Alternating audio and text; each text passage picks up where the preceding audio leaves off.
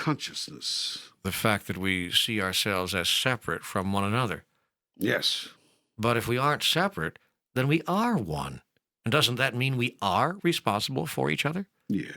But doesn't that disempower us from achieving individual greatness? I mean, if I'm responsible for all others, then the Communist Manifesto was right, from each according to his ability to each according to his need. That is, as I've already said, a very noble idea. But it is robbed of its nobility when it is ruthlessly enforced. That was the difficulty with communism. Not the concept, but its implementation. But there are those who say that the concept had to be enforced because the concept violates the basic nature of man. You've hit the nail on the head. What needs to be changed is the basic nature of man. That's where the work must be done. To create the consciousness shift of which you've spoken. Yes. But we're going around in circles again. Would not a group consciousness cause individuals to be disempowered? Let's look at it. If every person on the planet had basic needs met, if the mass of the people could live in dignity and escape the struggle of simple survival, would this not open the way for all of humankind to engage in more noble pursuits? Would individual greatness really be suppressed if individual survival were guaranteed? Must universal dignity be sacrificed to individual glory? What kind of glory is obtained when it is achieved at the expense of another?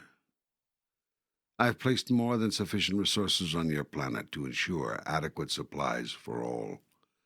How can it be that thousands starve to death each year, that hundreds go homeless, that millions cry out for simple dignity? The kind of help that would end this is not the kind of help which disempowers. If you're well off, say they do not want to help the starving and the homeless because they do not want to disempower them. Then your well-off are hypocrites. For no one is truly well-off if they are well-off while others are dying. The evolution of a society is measured by how well it treats the least among its members.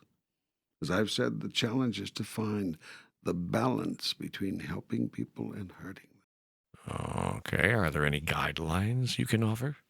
An overall guideline might be this: when in doubt, always err on the side of compassion.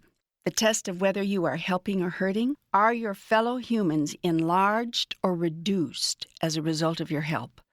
Have you made them bigger or smaller, more able or less able? It has been said that if you give everything to individuals, they'll be less willing to work for it themselves. Yet why should they have to work for the simplest dignity?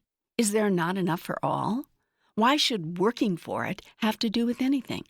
Isn't